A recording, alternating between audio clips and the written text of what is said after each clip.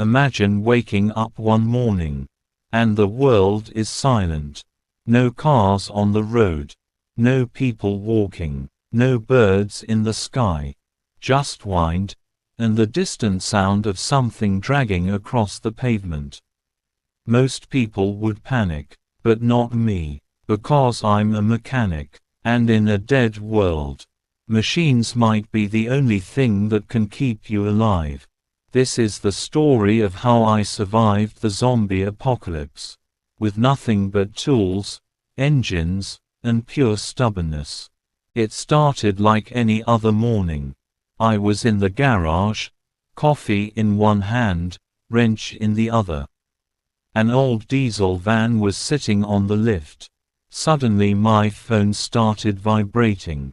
One message, then another, then 10 more. Emergency alerts. Unknown virus spreading rapidly. People attacking each other. Stay indoors. At first, I laughed. I thought it was some stupid internet hoax. Then I heard screaming outside. Real screaming. I walked outside the garage. And that's when I saw it. A man running. Behind him, something chasing him. But it wasn't running like a human.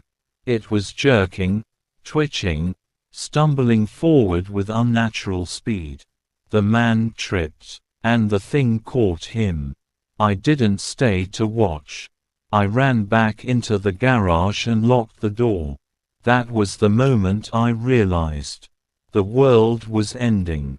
By evening the entire city was chaos. Sirens everywhere. Cars crashing. Helicopters flying overhead. Then suddenly, nothing. The power went out. Phones stopped working. And the streets became silent. Except for the occasional scream. I stayed inside the garage all night. I had tools, food from the vending machine, and a solid steel door. But I knew something important. If the world had truly collapsed, fuel would run out, batteries would die, and transportation would become survival. Luckily, I had a garage full of parts. Most survivors looked for guns. I looked for engines. The next morning I began building something. Not a normal vehicle, a survival machine. The base was an old diesel van. Diesel engines are tough. They can run on almost anything if you know what you're doing.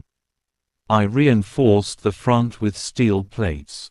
Added a welded bumper. Removed unnecessary weight. Installed a secondary fuel tank. Then the most important modification.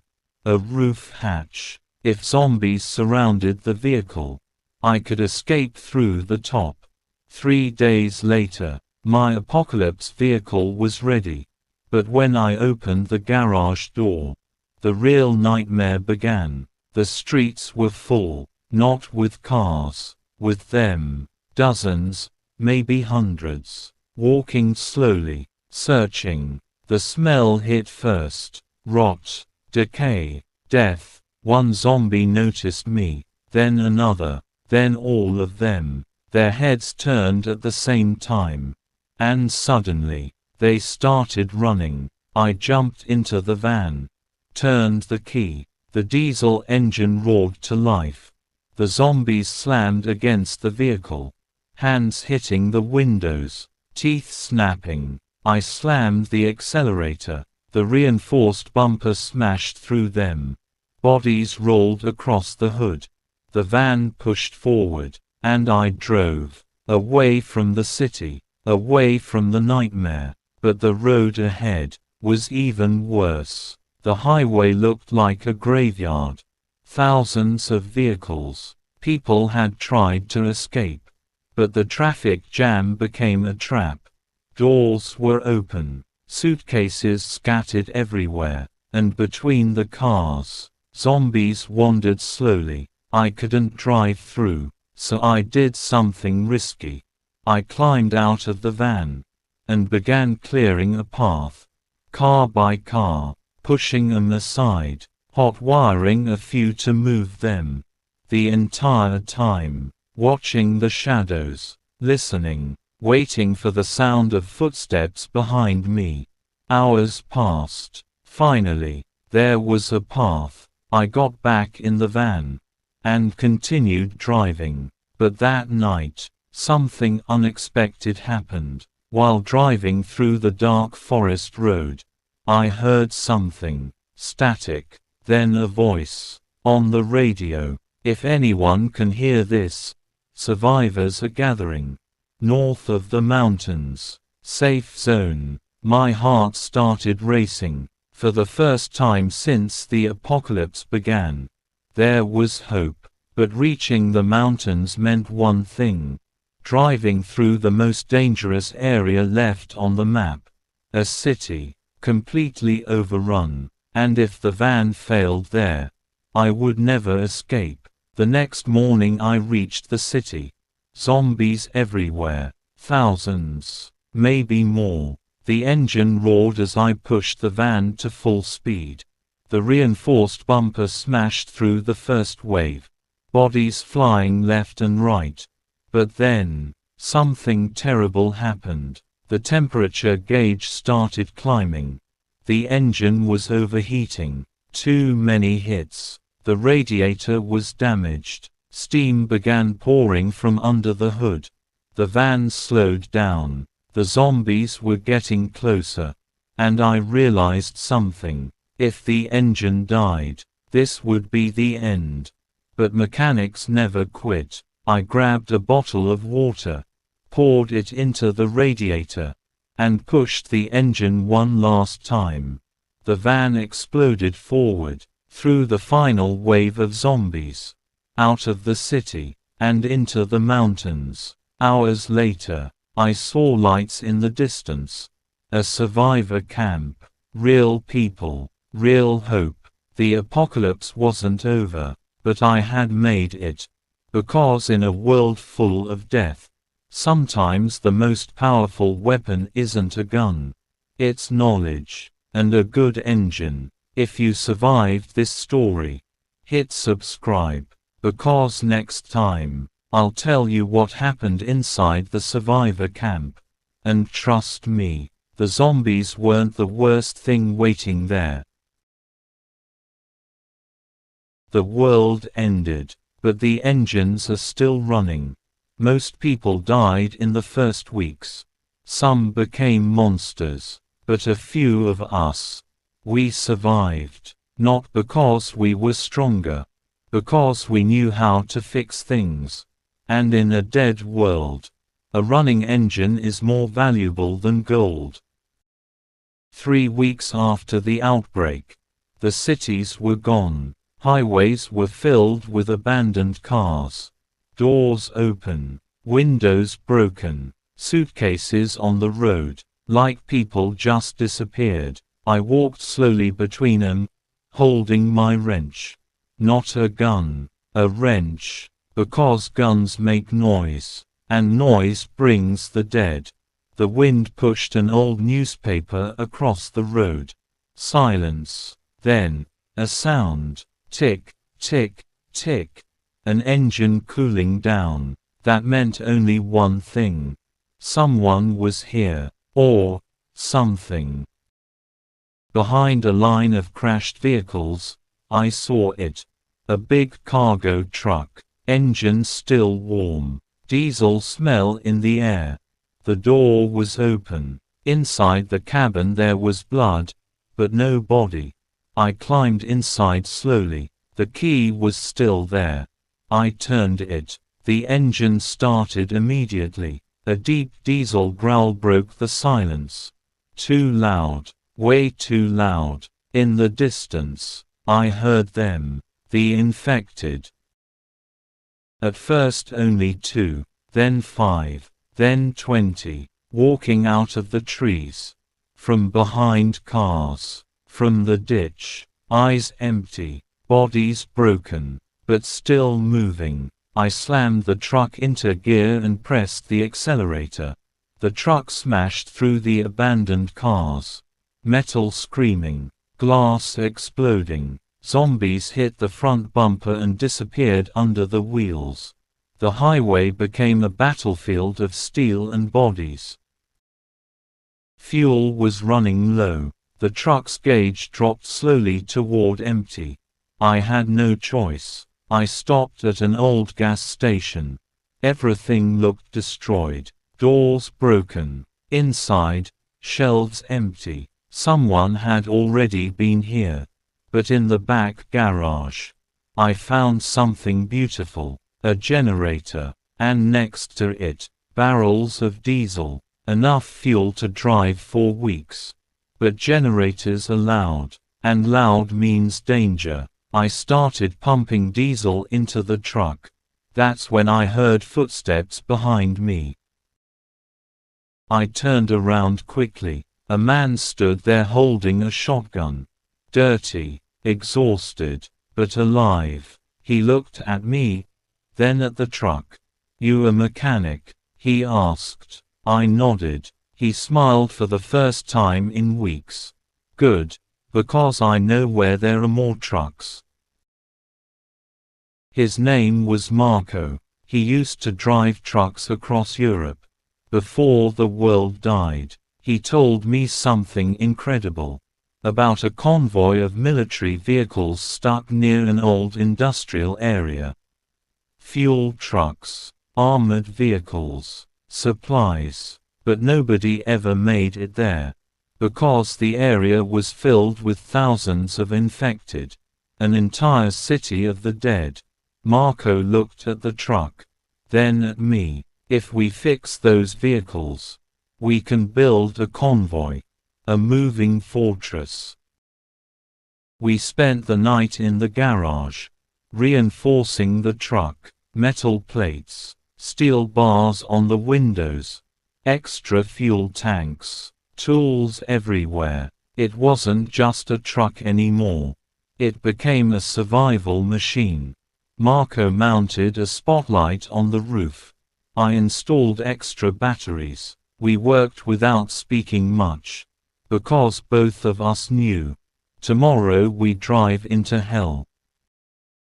Morning came with thick fog.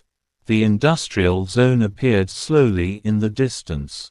Factories, warehouses, cranes, and silence. Too much silence. We drove slowly. Then we saw them. Hundreds. Walking between the buildings. Thousands more inside the streets.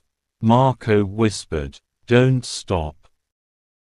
And then, we found them. Military trucks. 6 of them. 2 armored vehicles. And a fuel tanker. All abandoned. Keys still inside some of them. But the noise of our truck had already done its job. The dead were coming. From every direction. Marco jumped into the first military truck. I stayed in the cargo truck. He turned the key. Engine alive. 1 truck running. Then 2. Then 3. But the zombies were already surrounding us. Hundreds hitting the vehicles. Climbing on the hoods. Breaking windows. Marco shouted through the radio. "Drive." Engines roared together. 7 trucks smashed through the infected.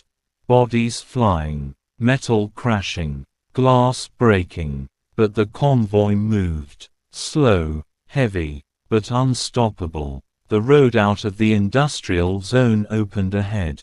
Freedom, maybe. After 2 hours of driving, Marco's voice came through the radio again. "Fuel truck is half empty. And the noise. More infected are following us." I looked in the mirror. A massive horde was chasing the convoy. Miles long, like a river of death. Night was coming. The road ahead went through a narrow mountain pass. If we stopped, we die. If the convoy breaks, we die. And if the noise keeps bringing more of them, soon the entire world will be behind us. Marco asked one last question on the radio. How far are you willing to drive to survive? I looked at the road, at the trucks, at the endless horde behind us. And I answered, until the last engine stops.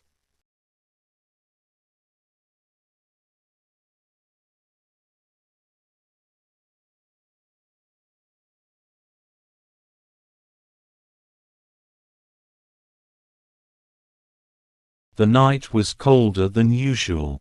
A thin fog crawled across the broken highway, wrapping itself around abandoned cars like a ghost. Alex sat inside the truck, gripping the steering wheel. The engine was off. Silence filled the world around him. Not the peaceful kind, the dangerous kind. In this new world, silence usually meant one of two things. Either nothing was there, or something was watching.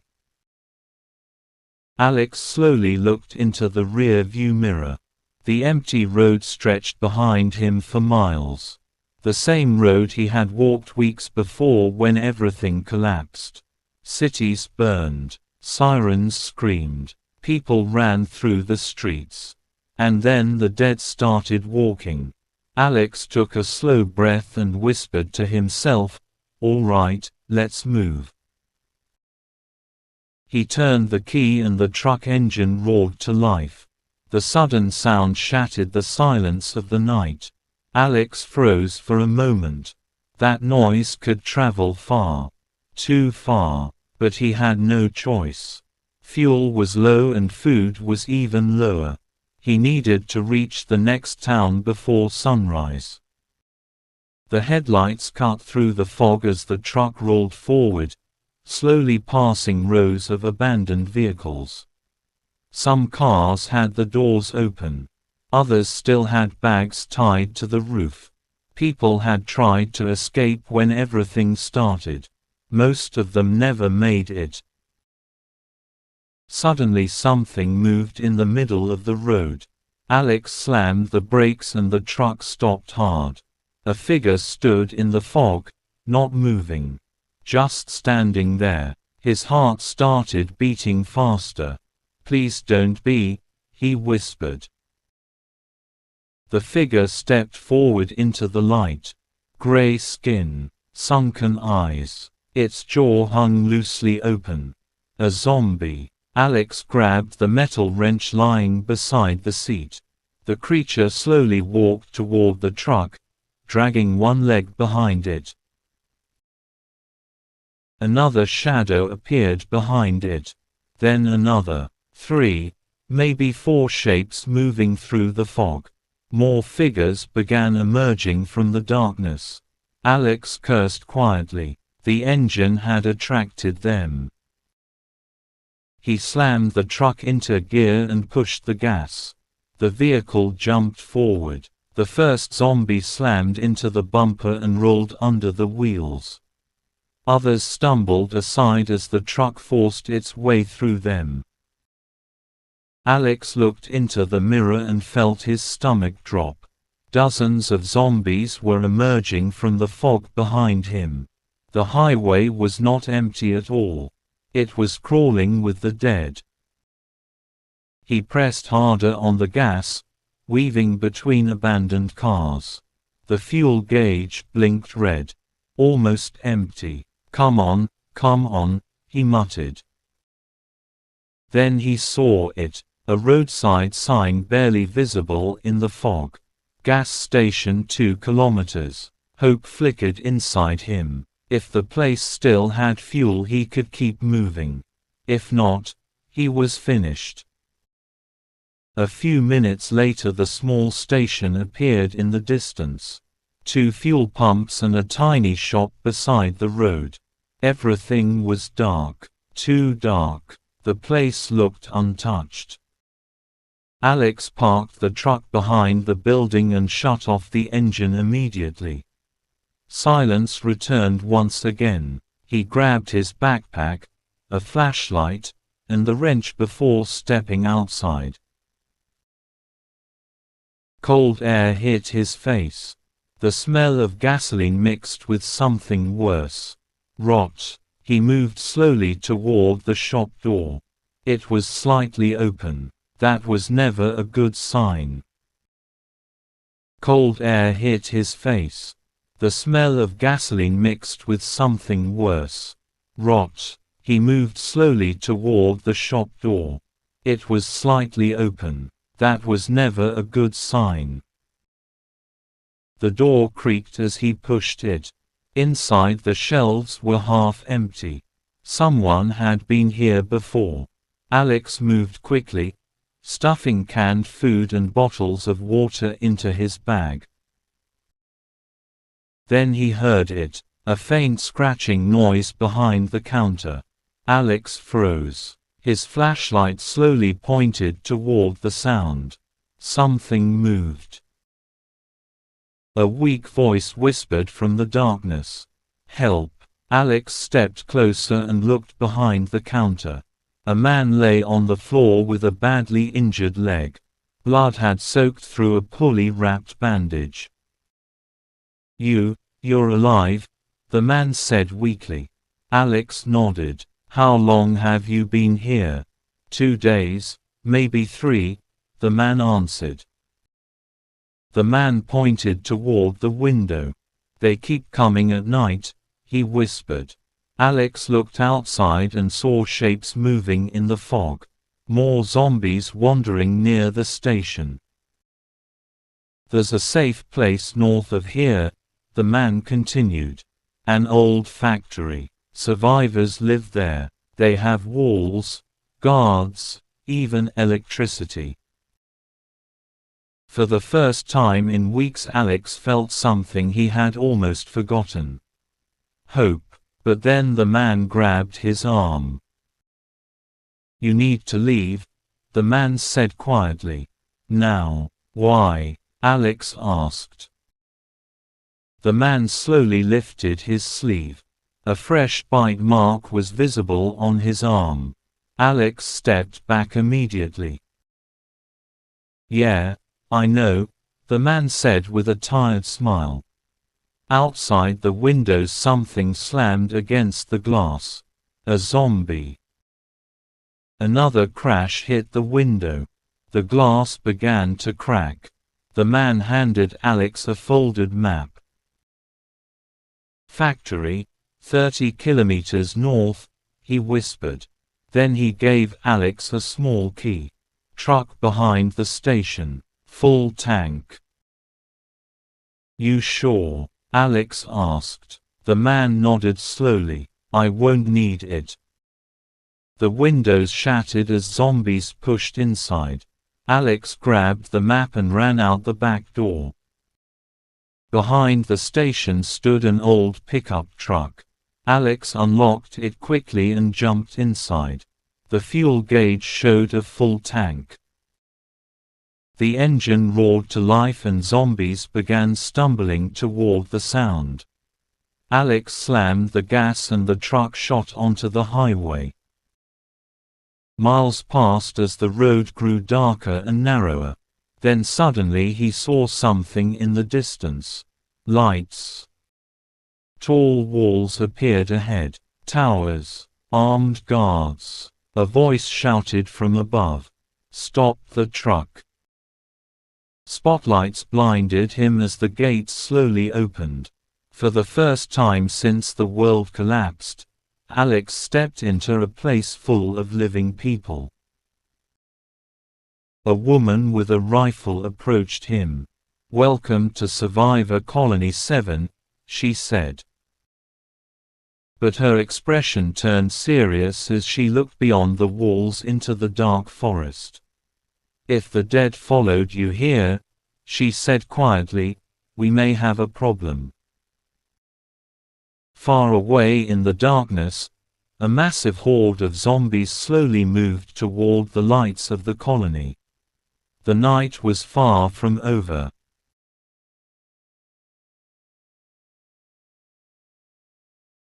The siren screamed across the survivor colony.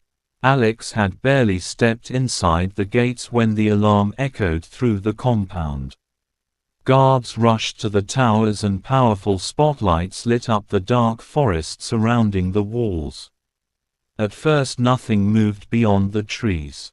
Just fog drifting through the branches. Then one guard raised his rifle. "Movement!" he shouted.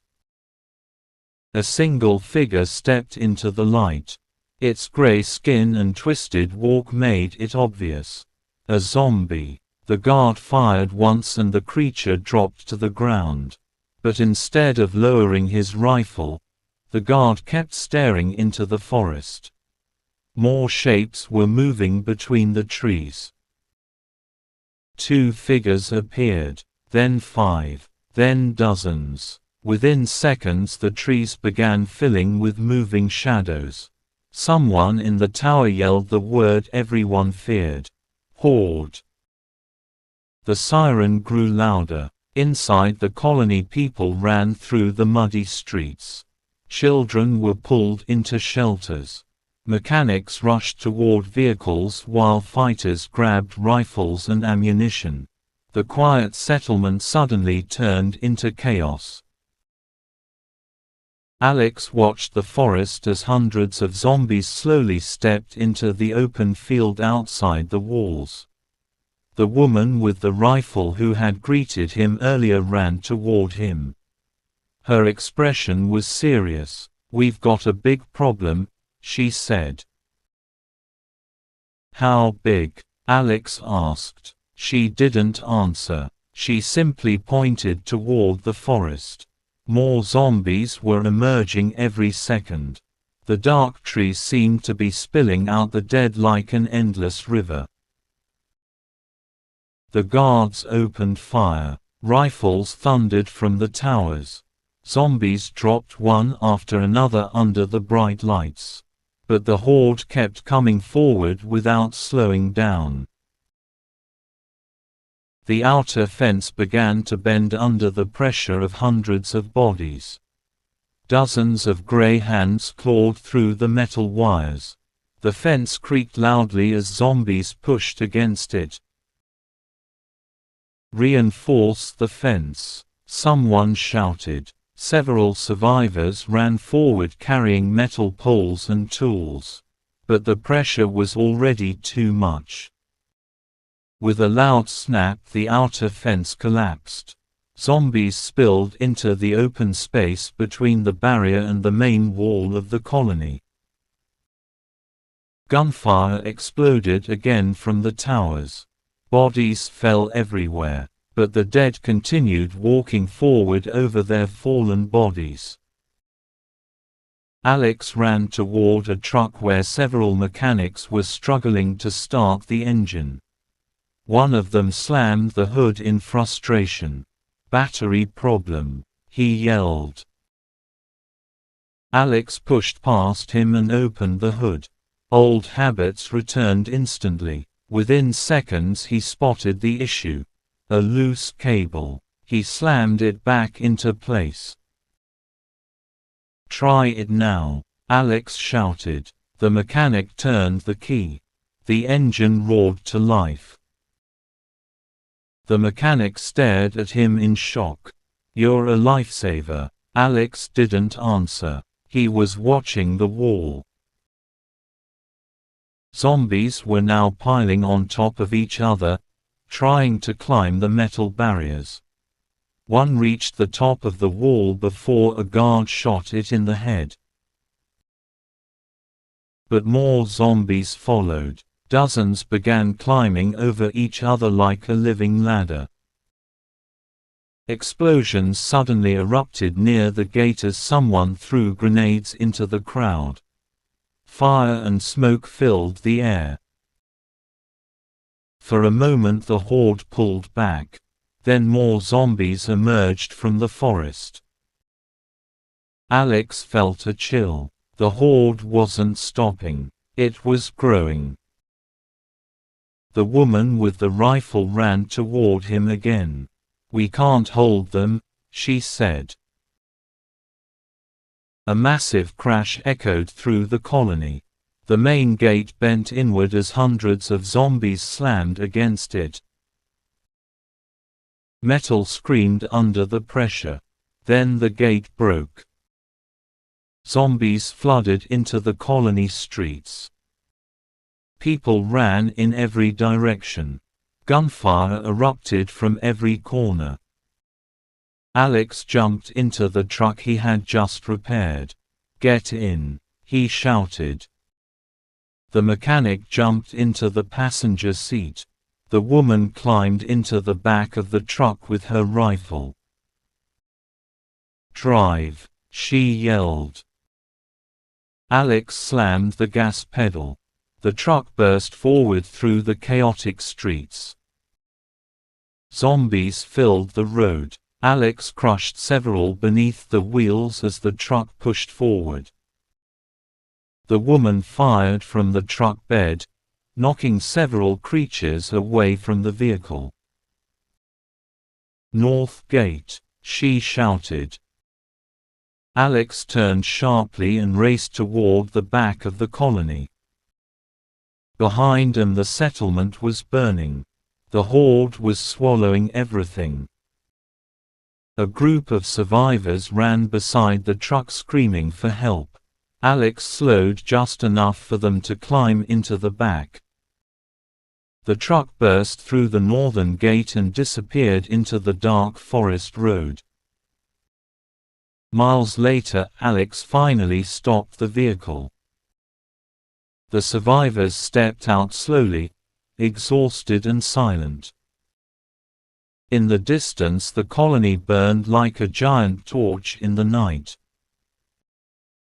The woman looked at the fire and whispered quietly, "That place was our home."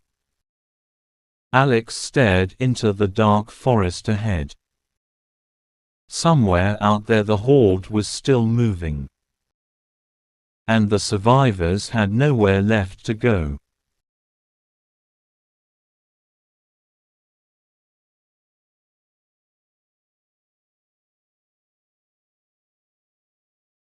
The forest was silent, too silent. Alex sat behind the wheel of the truck while the engine ticked quietly as it cooled. The group had been driving for nearly an hour after escaping the burning colony. Nobody had spoken much since they stopped. The survivors stood near the road, staring back toward the distant orange glow rising above the trees. The colony was gone. Smoke drifted slowly into the night sky. The mechanic who had ridden beside Alex earlier sat on a fallen log, rubbing his face with both hands. His voice sounded hollow. "My brother was still inside the walls." No one answered. They all knew what that meant. The woman with the rifle walked slowly toward Alex. In the dim light he could see dirt and dried blood on her jacket. Her name was Maya, he had learned during the drive. "We can't stay on the road," she said quietly. Alex nodded. She was right. Roads were dangerous now. Too open. Too easy for wandering hordes to follow. "Is there another settlement nearby?" Alex asked. Maya hesitated. "There was one," she said. "About 40 kilometers north. A hydroelectric dam. They built a strong camp there early in the outbreak." "Was?" Alex asked. She looked toward the forest. "We lost contact with them weeks ago." The survivors gathered closer around the truck. There were 8 of them now. 8 people left from a colony that once held hundreds. A cold wind moved through the trees. Branches creaked softly in the darkness.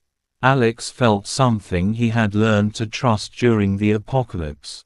A bad feeling. "Listen," he said. Everyone fell quiet. At first there was nothing.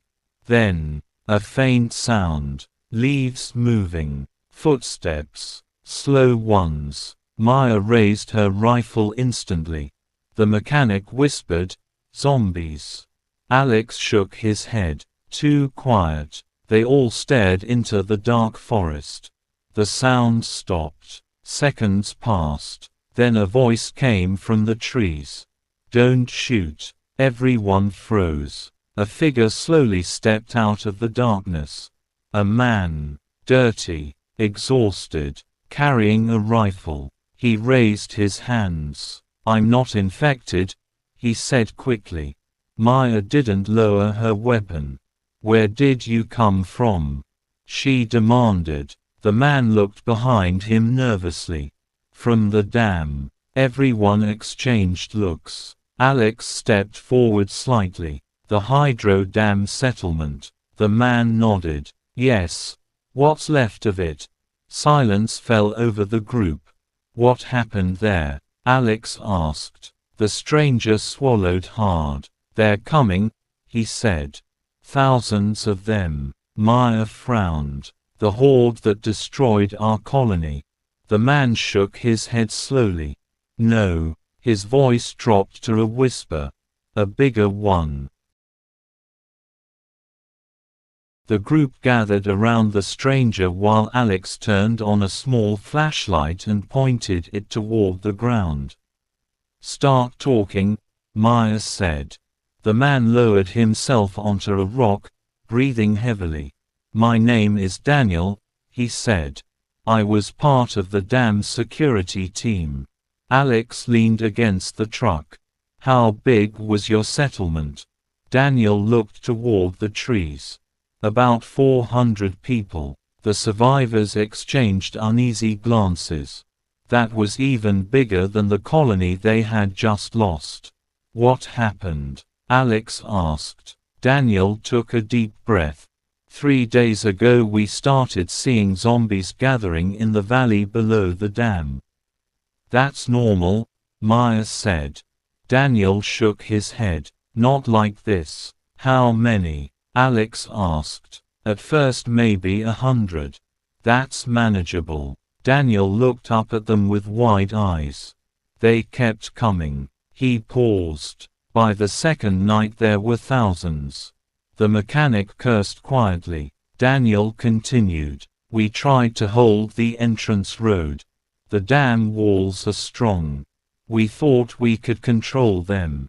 But, Alex said. Daniel looked down. Something drove them there. The group grew quiet. What do you mean? Maya asked. Daniel leaned closer, lowering his voice. They weren't wandering like normal zombies. They were moving, together. Alex felt the same chill again. Like a horde? He asked. Daniel shook his head slowly. No, like they were being pushed. The wind moved through the forest again. Branches swayed above them. Pushed by what? Alex asked. Daniel looked into the darkness behind them. I don't know, but something is forcing them north. The mechanic stood up suddenly. North. That's where we are. Daniel nodded. Exactly. Everyone fell silent again. The survivors slowly turned their eyes toward the forest road stretching deeper into the darkness. If the dam had fallen, then the horde that destroyed their colony might only be the beginning. Alex looked at Maya. What's our plan? She took a long breath. We move. Where? Anywhere that isn't here. Daniel stood up quickly. There's one place. Everyone looked at him. A military bunker in the mountains, he said.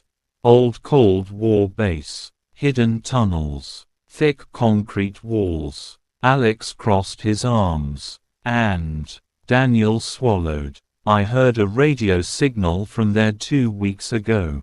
Survivors. Daniel nodded slowly. If the bunker is still operational, it might be the safest place left. The mechanic looked at Alex. So what do we do? Alex stared into the darkness of the forest. Then he spoke. We drive. The truck roared back to life.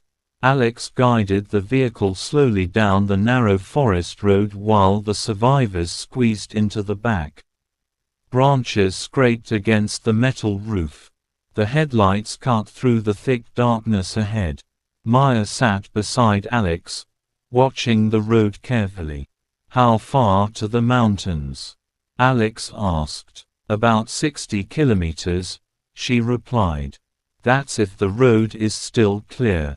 Daniel leaned forward from the back seat. "There's a shortcut ahead," he said. "A logging road that cuts through the valley."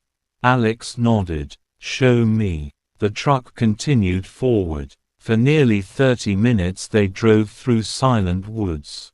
No zombies. No animals. Just darkness and the distant hum of the engine.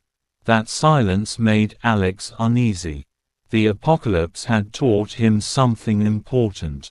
When nature goes quiet, something is wrong. Suddenly Daniel leaned forward. "Turn here." Alex slowed the truck and turned onto a smaller dirt road. The forest closed in around them. Tall trees blocked most of the moonlight.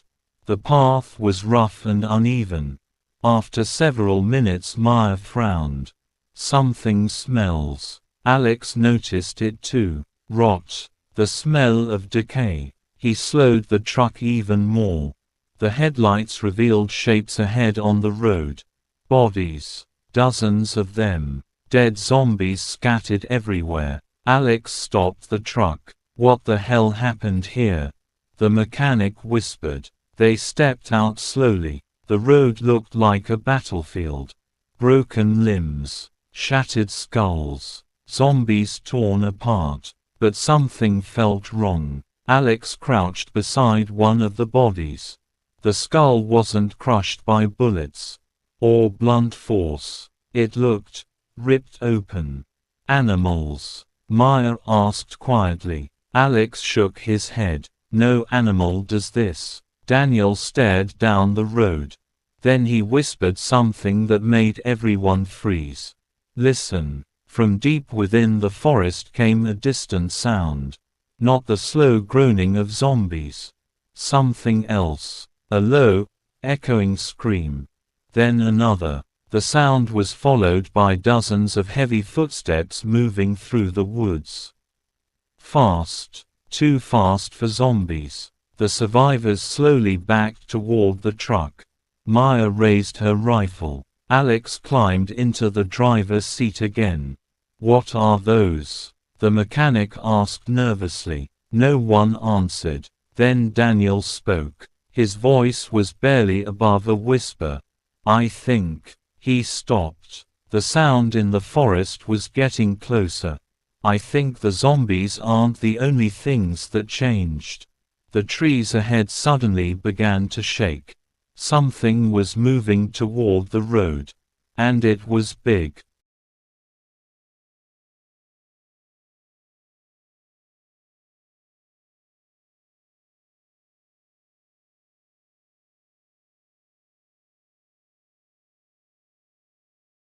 The convoy had been moving for days.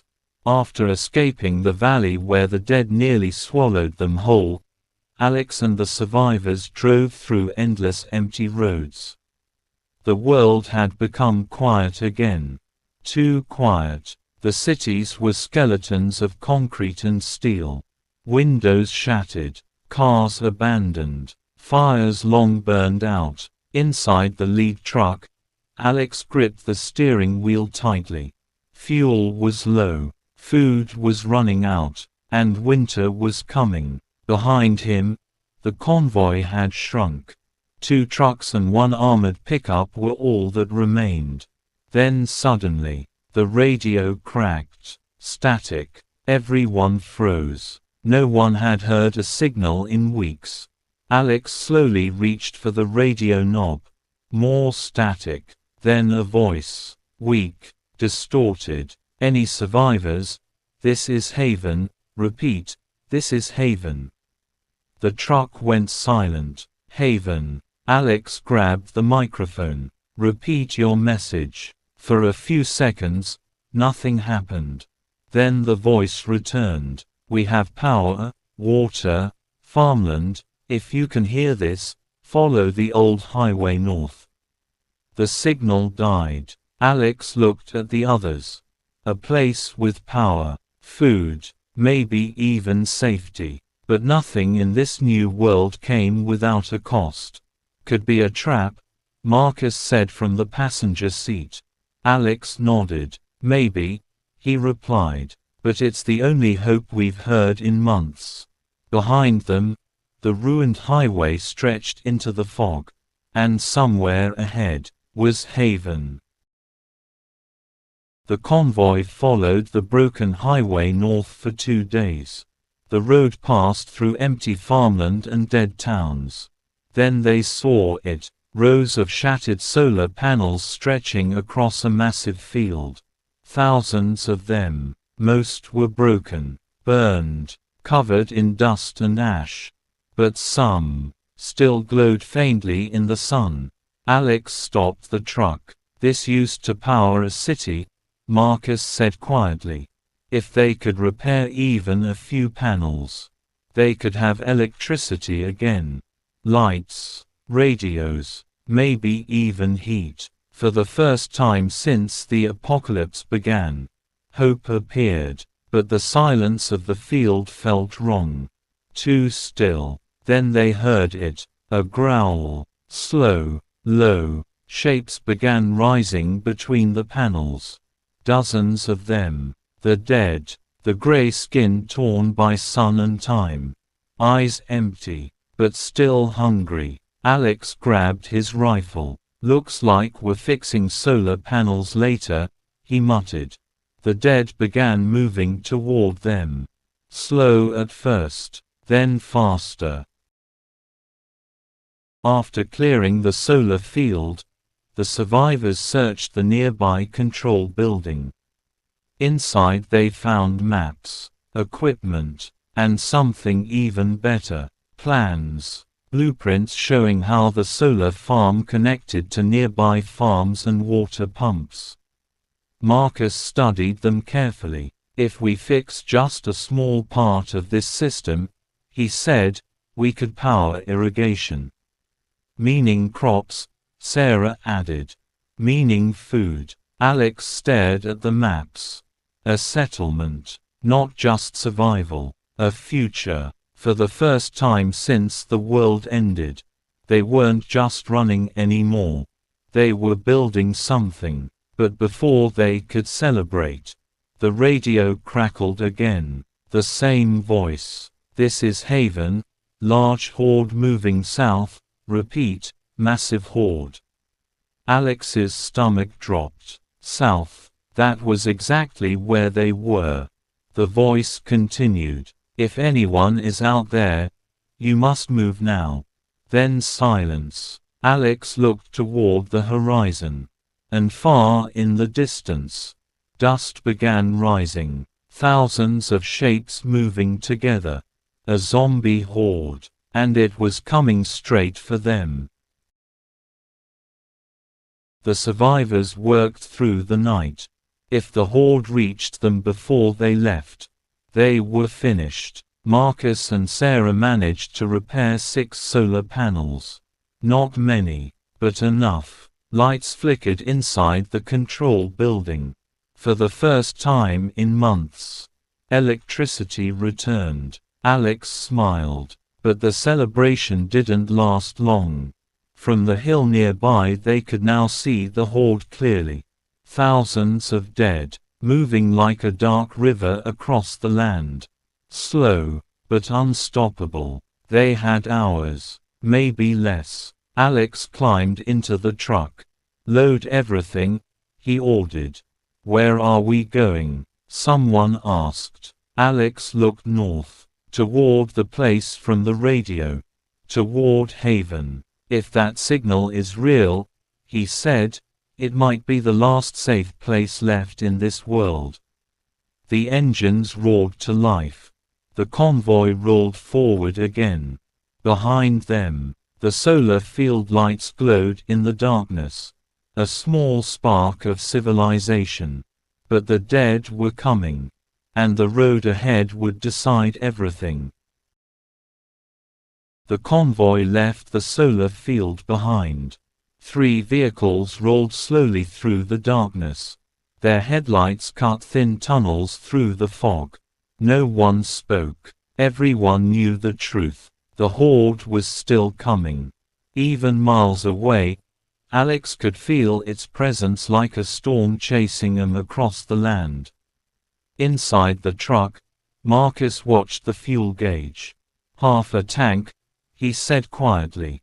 "That's not much." Alex nodded. "We reach Haven, or we don't." The road ahead twisted through empty farmland.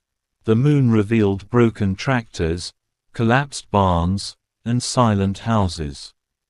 Places where people once lived. Now nothing remained. Then suddenly the radio cracked again. Static. Then the voice. "This is Haven. If anyone hears this, the North Bridge is destroyed. Do not take the main road." Alex leaned forward. "What bridge?" But the signal cut again. Marcus unfolded the map they found at the solar station. "There's only one bridge north of here." Alex's stomach tightened. The highway bridge. Their route. If it was gone, they would have to cross the valley below. And valleys were where hordes liked to gather. They stopped near dawn. Fuel was too low to keep driving blindly. In the distance stood an old farmhouse surrounded by fields. It looked untouched. Too untouched. Alex stepped out of the truck carefully, rifle ready. The wind moved slowly through tall dry grass. No sounds. No movement. The farmhouse door hung half open. Inside, dust covered everything. But something caught Sarah's attention. A basement hatch. Alex pulled it open slowly. The smell of earth and old air rose up. Inside the basement were shelves. Canned food. Dozens of jars. Someone had prepared for the end of the world. But they were gone now. Marcus smiled for the first time in days. "This could feed us for weeks." They loaded what they could into the trucks. Then Alex noticed something else on the wall. A map, hand-drawn, with one word circled. Haven. Whoever lived here had also heard the signal. But they never made it. Outside, the wind began carrying a distant sound. Low, growing. The survivors looked toward the horizon. Dust again. The horde was still following them. By afternoon they reached the bridge. Or what remained of it. Half of the massive concrete structure had collapsed into the river below. Cars hung over the edge like broken toys. Marcus stared silently. "Well, that's not good." The river below was wide. Fast. And the valley around it was thick forest. Perfect hiding places for the dead. Alex climbed onto the edge of the broken highway and studied the terrain. "There's another way," he said. "A service road down the valley." Marcus frowned. "That road will slow us down." "Better slow than dead," Alex replied. The convoy turned off the highway and began descending into the valley. The forest closed around them. Dark, silent, too silent. The road through the valley was narrow and broken. Branches scraped the sides of the trucks. Fog crept through the trees. Then Sarah saw movement. "Stop." Alex slammed the brakes. Everyone listened. At first, nothing. Then the trees began moving. Not from wind. From bodies. Dozens of zombies slowly stepped from the forest. The skin pale and rotting. Eyes empty. The convoy was trapped between them and the narrow road. Marcus raised his rifle. Guests were clearing the road. Gunfire shattered the silence of the valley. The dead fell one by one. But more appeared from the forest. Alex realized something terrifying. These weren't part of the main horde. This was just a wandering pack. Which meant the main horde was still somewhere behind them. Night fell again as the convoy climbed out of the valley. Everyone was exhausted, low on fuel, low on ammunition. But then Sarah pointed ahead. Look, far on the horizon. Lights. Real lights. Not fire, not lightning. Electric lights. Marcus leaned forward. No way. But it was real. A settlement surrounded by tall metal walls. Floodlights shining across the land. Wind turbines turning slowly. Solar panels covering the hills. And watchtowers. Haven. Alex felt something he hadn't felt in a long time. Relief. But as they drove closer, something felt wrong. The gates were closed. The towers were empty. And the lights flickered. The convoy stopped outside Haven's massive steel gate. Alex stepped out and walked toward the entrance. "Hello," he shouted. No answer. The wind pushed dust across the road. The lights above the wall flickered again. Marcus joined him. Maybe they evacuated. Then suddenly, the radio crackled. The same voice from before. But now it sounded different. Closer. "If you're hearing this, do not enter Haven." Alex froze. The voice continued. "They're already inside." From behind the walls came a sound. Low. Growing. Thousands of voices. Not human. The dead. Haven had fallen. And Alex realized something horrifying. The massive horde following them was heading straight here. The sound behind the gate grew louder. Scratching. Moaning. Thousands of dead voices pressing against metal. Alex stepped back slowly. "So Haven is gone," Marcus whispered. Sarah looked up at the watchtowers. No guards. No movement. Then something unexpected happened. A small side door on the wall opened. Just a crack. A weak voice came from inside. "Quick, before they hear you." Alex and the others froze.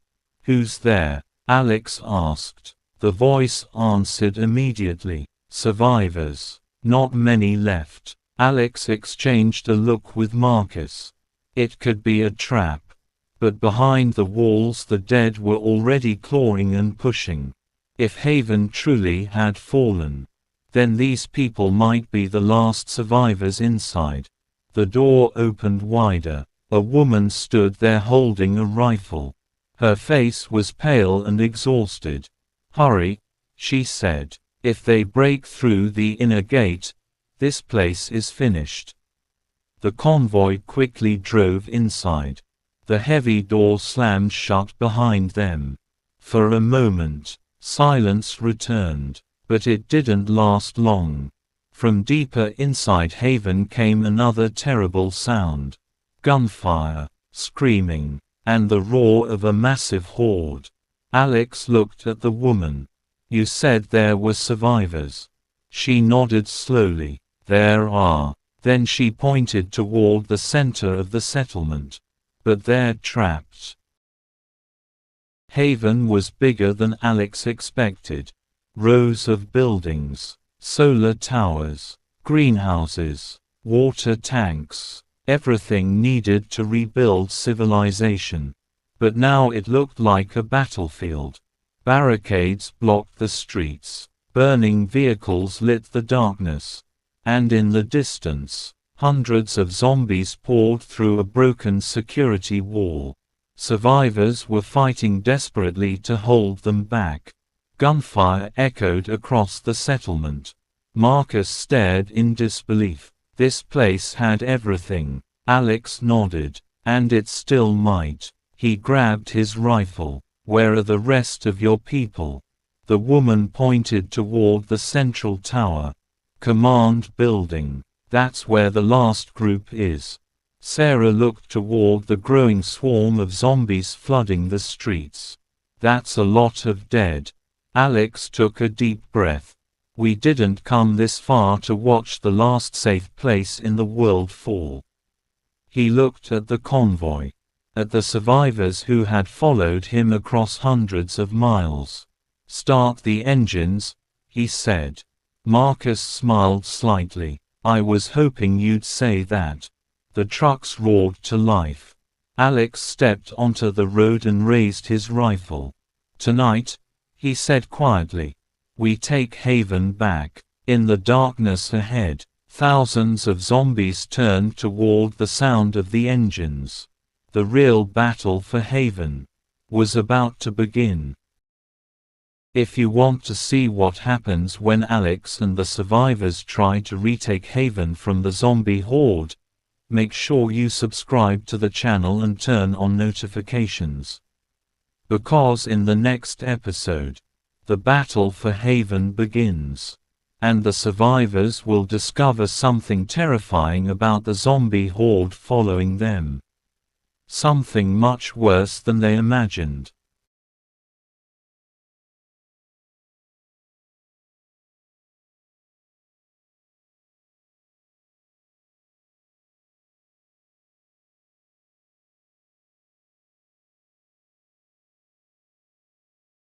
The fire could still be seen from miles away. Alex stood on a rocky hill overlooking what used to be their home. The survivor colony that once protected more than 100 people was now nothing but burning ruins.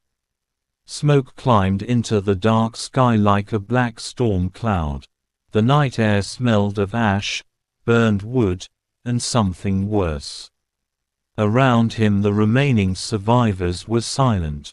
No one spoke. Some stared at the distant flames. Others sat on the ground, exhausted, their weapons resting beside them. They had barely escaped. Only a few hours earlier the colony had been alive. Guards on the towers, people cooking, children playing near the trucks. Then the alarm siren started screaming. At first they thought it was a small group of zombies approaching the walls. That happened often. The colony had survived dozens of attacks before. But this time it was different. The ground began to shake. From the forest beyond the outer road came thousands of figures moving in the darkness. A horde, not hundreds, thousands. Alex could still hear the sound they made, the low, endless growling of the dead. The colony defenders fought hard. The watchtowers opened fire. Spotlights lit the night. Machine guns rattled across the walls. For a moment it looked like they might stop them. But the horde kept coming. The outer gate collapsed first. Then the fence. After that, chaos. Alex had helped a group of survivors escape through the maintenance road behind the storage buildings. It was a narrow dirt path leading into the forest. Now only 11 people remained. 11 out of more than 100. Behind them the colony burned. In front of them stretched a dark forest full of unknown dangers. And none of them knew if the horde was still following. Alex finally broke the silence. "We can't stay here," he said quietly. No one disagreed. They moved deeper into the forest before stopping again. The moon was hidden behind thick clouds, and the only light came from a small flashlight Daniel carried. Daniel had joined them only recently, a survivor from another settlement near a hydroelectric dam far to the north. No one fully trusted him yet, but without him Alex's group might not have escaped the colony at all. He knew the maintenance road. He knew the forest trails. And right now that knowledge meant survival. The group gathered around a fallen tree. There were 11 survivors. Alex, Daniel, Maya, the colony's medic, 2 brothers named Victor and Leon, a quiet mechanic called Thomas, 3 former guards, and 2 young survivors who had lost their families in the attack. Everyone looked exhausted. Some were injured. Maya moved carefully from person to person, checking wounds under the dim light. "Nothing fatal," she said after a while. "But we can't keep running like this." Alex nodded. They needed food, water, and a safe place to sleep. But safety was almost impossible now. The colony had been the strongest settlement in the entire region. If it could fall, any place could. Daniel sat on a rock, watching the forest. "They followed us," he said quietly. Everyone looked at him.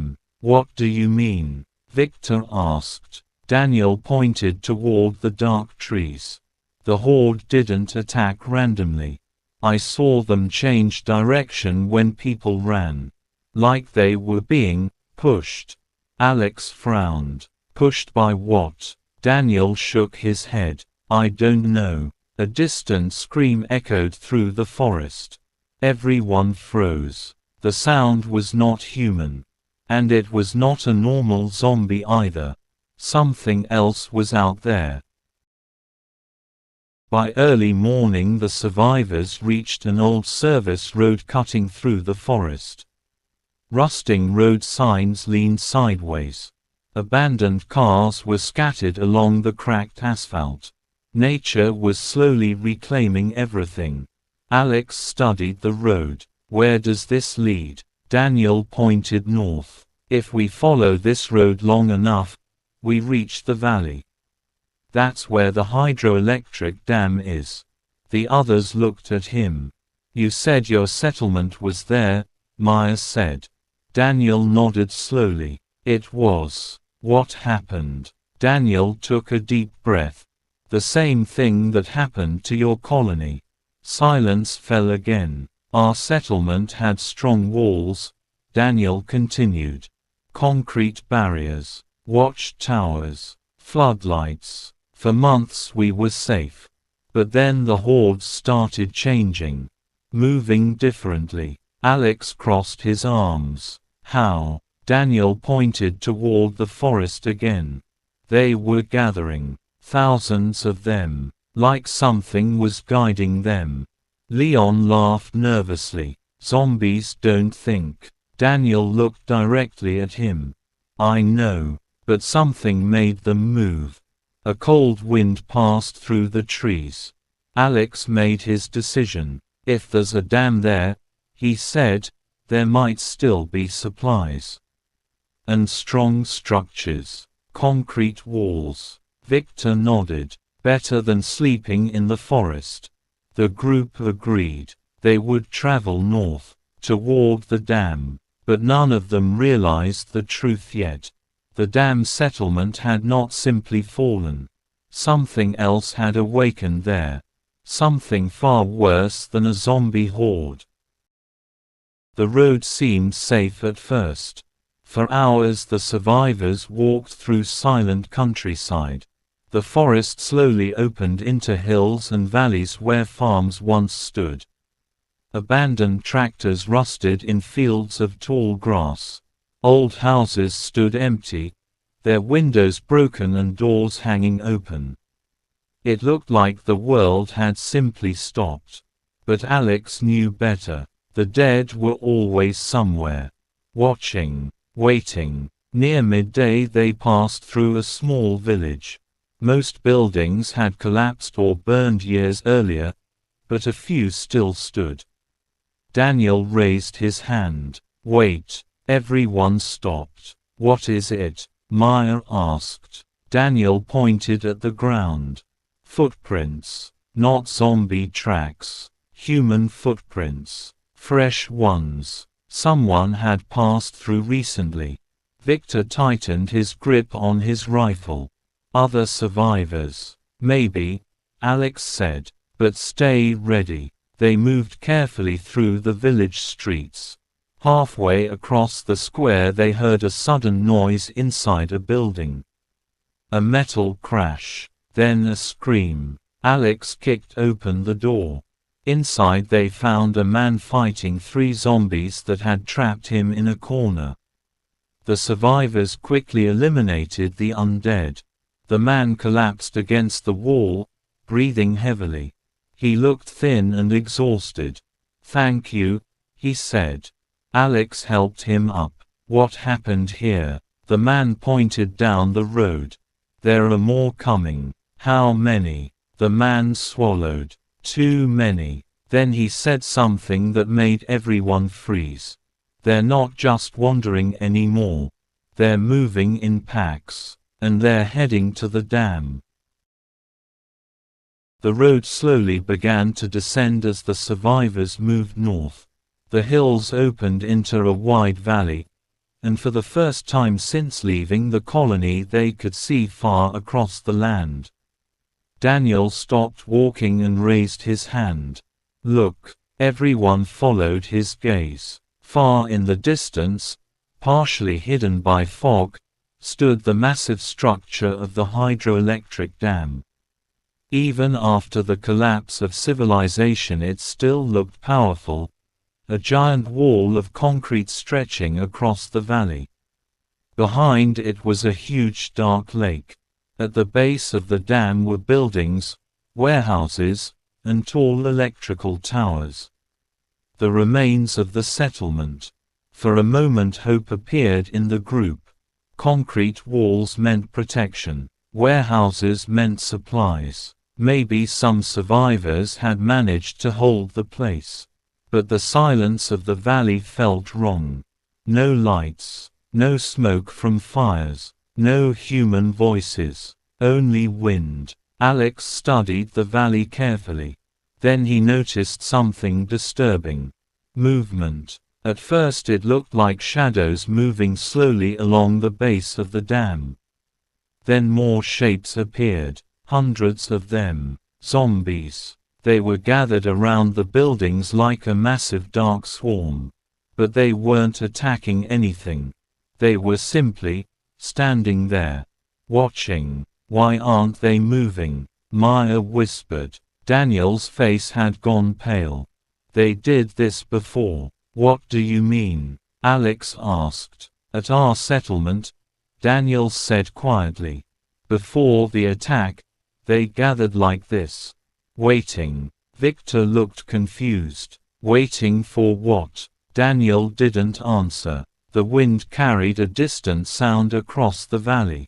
A low mechanical noise. Something inside the dam was still running. As night approached, the survivors carefully moved closer to the dam. They stayed hidden along the hills, using trees and rocks for cover. The closer they got, the more disturbing the scene became. Thousands of zombies filled the valley floor. Some wandered slowly between abandoned vehicles. Others stood completely still. Many of them were facing the same direction, toward the dam entrance. Alex had seen many hordes before, but never anything like this. "This isn't normal behavior," Thomas said quietly. "No," Alex agreed. "Something is keeping them here." They reached a small ridge overlooking the main entrance road. From there they could see the entire settlement area. Burned trucks, broken barricades, collapsed watchtowers, signs of a massive battle. The people who had lived here had clearly tried to defend themselves. But they had lost. Near the main gate Alex spotted something strange. A group of zombies was clustered tightly together, almost forming a circle. Inside the circle something was moving. Something larger. The survivors watched in silence as the shape slowly rose above the dead. It wasn't walking like the others. It moved faster, stronger, and when it turned its head, its eyes reflected the moonlight. Bright, aware. Daniel whispered the words none of them wanted to hear. "That's what destroyed the settlement." The creature let out a deep roar that echoed across the valley. Instantly the zombies around it began to move. Not randomly. Together. Like soldiers responding to a command. And they started moving toward the hills. Toward the survivors. "Run," Alex said. The group didn't hesitate. They moved quickly along the ridge, trying to stay hidden in the darkness. Behind them the valley was coming alive. Thousands of footsteps. Low growling. The horde was moving. Alex realized something terrifying. "They know we're here." "No," Daniel said while running beside him. "They always know." Victor looked back down the hill. The massive creature was climbing the slope, moving through the horde like a commander leading an army. It was larger than a normal human. Its movements were fast and controlled. Not the slow staggering of the dead. "What the hell is that thing?" Leon asked. Daniel's voice was barely a whisper. "We called them alphas. The first infected." The group finally reached a narrow mountain trail leading away from the valley. If they could reach the forest on the other side, they might escape. But the sound behind them was getting louder.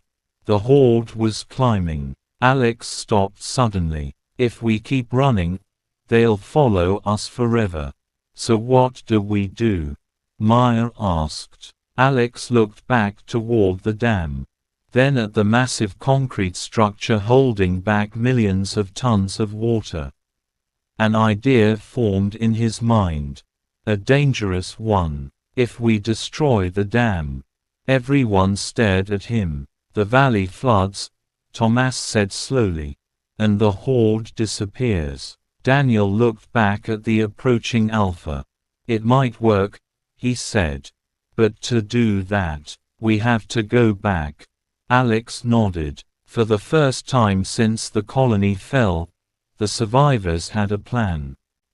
But it might also be the last decision they ever make.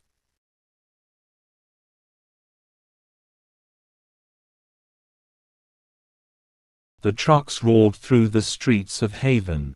Headlights cut through smoke and falling ash. Buildings burned on both sides of the road. The survivors inside the convoy stared in shock. Haven, the place they had hoped would save them, was already collapsing. Hundreds of zombies filled the streets. Alex leaned out of the truck window and fired his rifle. 2 zombies fell. 3 more climbed over them. Marcus laughed nervously. "Well, looks like we found the welcoming committee." The convoy smashed through a barricade and rolled deeper into the settlement. In the distance stood the central command tower. The last survivors were trapped there. And between them and that tower was a sea of the dead. Inside the tower, the last defenders were running out of ammunition. Commander Reyes slammed a fresh magazine into his rifle. "How many left?" he asked. A young guard checked through the broken window. "Too many." Outside the tower, hundreds of zombies pushed against the barricades. They clawed at doors. They smashed against windows. The defenders had been holding them off for hours. But the barricades were breaking. Then suddenly, engines roared in the distance. Reyes turned toward the sound. Through the smoke he saw headlights. Vehicles. 3 trucks charging through the streets. And behind them, dozens of zombies being crushed under tires. One of the guards smiled. "Sir, I think help just arrived." Alex saw the tower ahead. But the street between them and the survivors was completely blocked. Cars. Debris. Hundreds of zombies. Marcus swore. "We're not driving through that."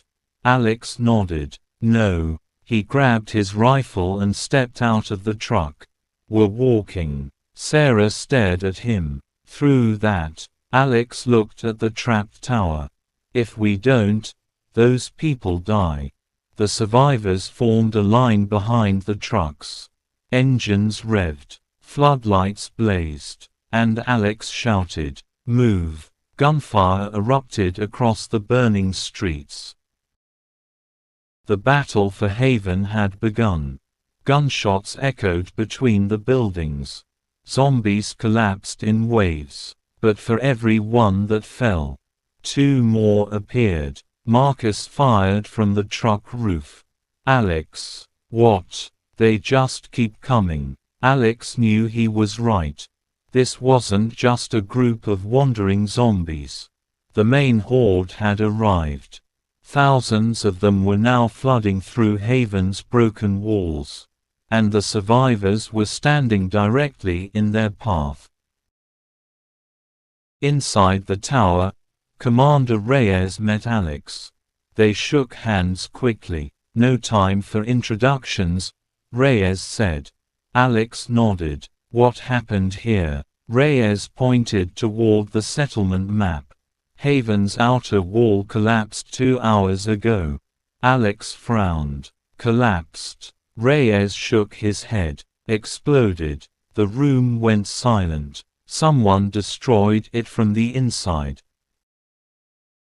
The survivors stared at each other. If the wall was destroyed from inside, that meant something worse than zombies. "A traitor," Reyes continued quietly. "One of our engineers sabotaged the defenses. Then he opened the gates." Marcus stared in disbelief. "Why would anyone do that?" Reyes looked toward the burning city. He believed the world should end, and he wanted Haven to fall with it. The command tower shook as something heavy slammed against the barricades outside. Zombies. Hundreds of them. Commander Reyes looked at the security screens. Several cameras were still working thanks to Haven's solar power. One of the monitors flickered. A man appeared on the screen, walking calmly through the burning settlement. Marcus leaned closer. "That him?" Reyes nodded slowly. "Yes." The man carried a backpack and a rifle. But he wasn't running from the zombies. He was walking with them, almost guiding them. Sarah whispered, "That guy's insane." Reyes spoke quietly. "His name is Daniel Kessler. He was the engineer who helped build Haven's outer wall." Alex stared at the screen. "So he knew exactly how to destroy it." Reyes nodded. "And he did." Outside, the zombie horde continued pouring through the broken wall. If nothing stopped them, Haven would be completely overrun within an hour. Marcus studied the map. "There's one chance." He pointed toward the damaged wall section. "If we close the inner blast gates, we can trap most of the zombies outside the central district." Reyes frowned. "Those gates require manual activation." Alex already knew what that meant. Someone had to go out there, through the zombies. Sarah crossed her arms. "Well, that sounds like a terrible idea." Marcus grinned. "So naturally we're doing it." Alex, Marcus, and Sarah left the tower through a side exit. The night air smelled like smoke and death. The streets of Haven were chaos. Fires burned in broken buildings. Dozens of zombies wandered between vehicles and barricades. But further down the road, the true horde waited, thousands of bodies pressing toward the settlement. Marcus loaded a fresh magazine. "You ever notice something?" "What?" Sarah asked. "Every time we find a safe place, it immediately becomes dangerous." Alex laughed quietly. "Let's just close that gate." They moved through the shadows carefully, silently, but zombies were everywhere, and eventually, one of them saw them. Then another. Then 10. The chase had begun. The control building stood near Haven's inner wall, but getting there meant crossing an open courtyard, filled with zombies. Sarah counted quickly. 30, maybe 40. Marcus sighed. Could be worse. Alex looked at him. How? Marcus shrugged. Could be 50. Alex smiled slightly. All right. He raised his rifle. Let's clear the courtyard. Gunfire exploded into the night. Zombies fell. More rushed forward, but the survivors fought like soldiers.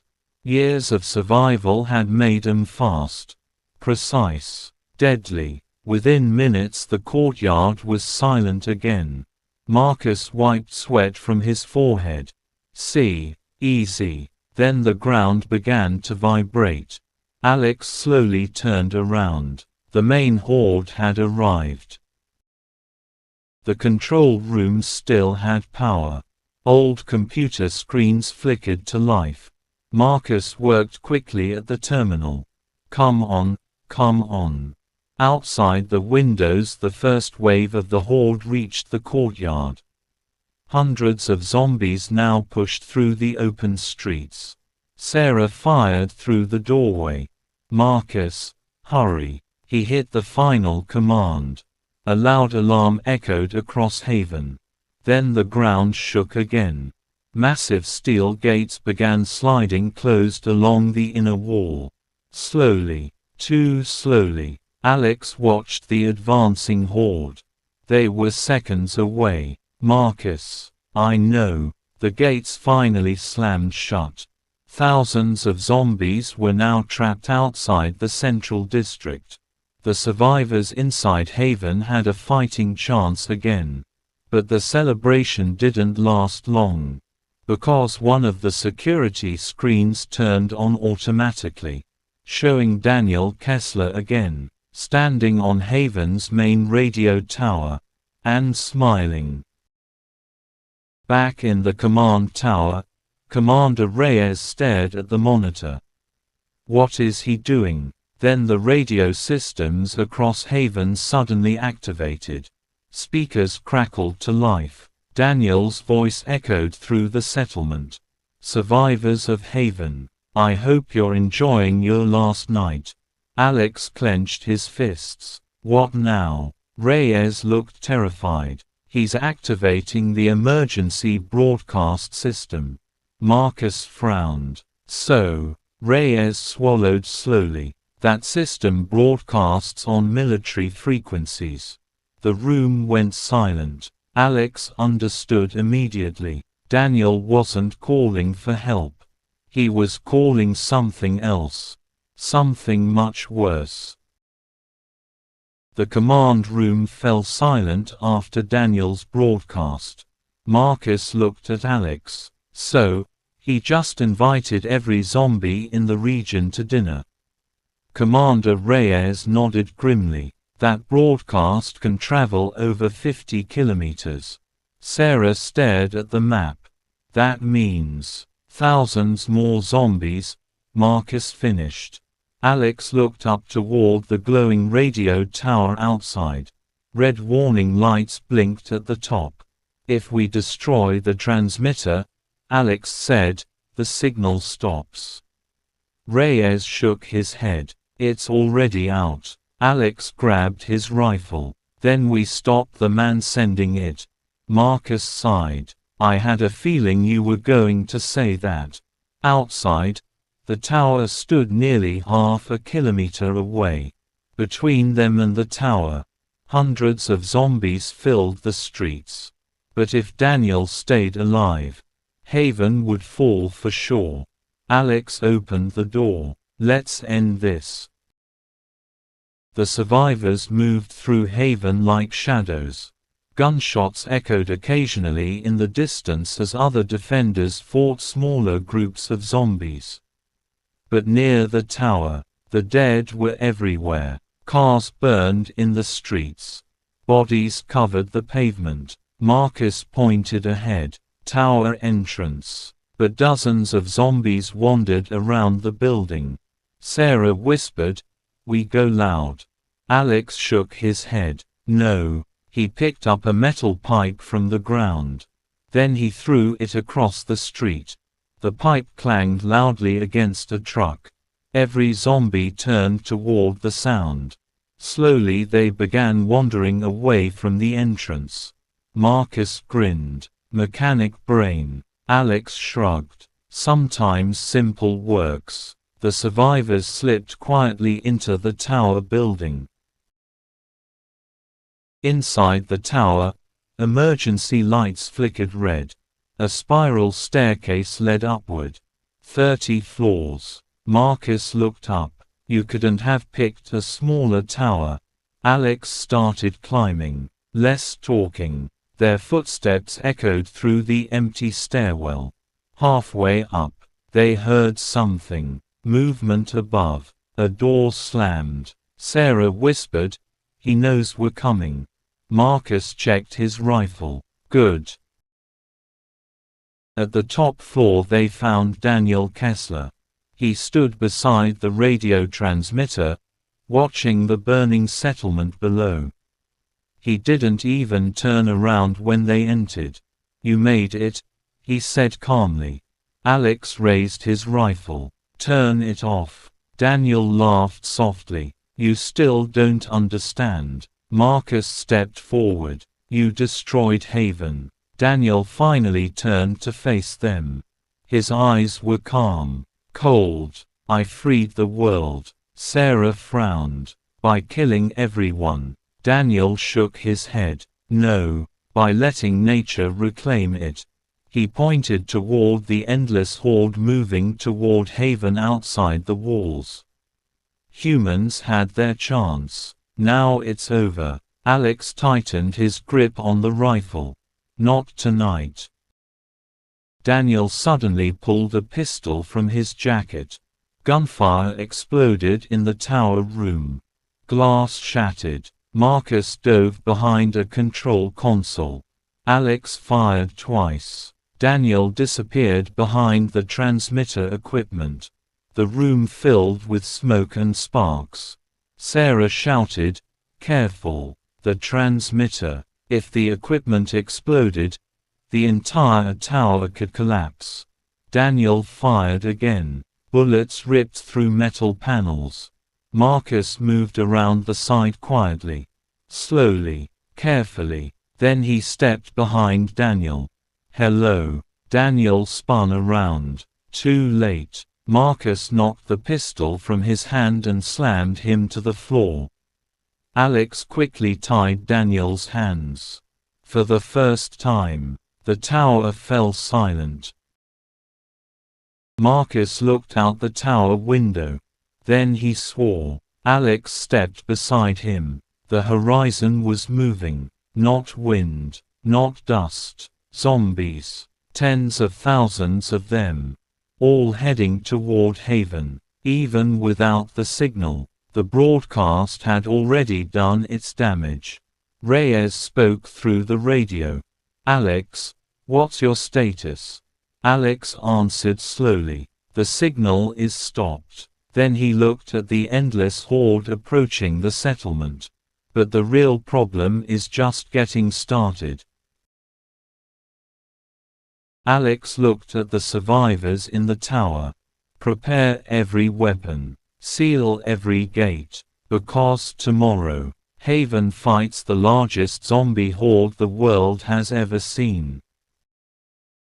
If you want to see the largest battle in the entire zombie series, make sure you subscribe to the channel. Because in the next episode, the Great Horde War begins. And Haven will either become the last city on Earth, or the biggest zombie graveyard in history.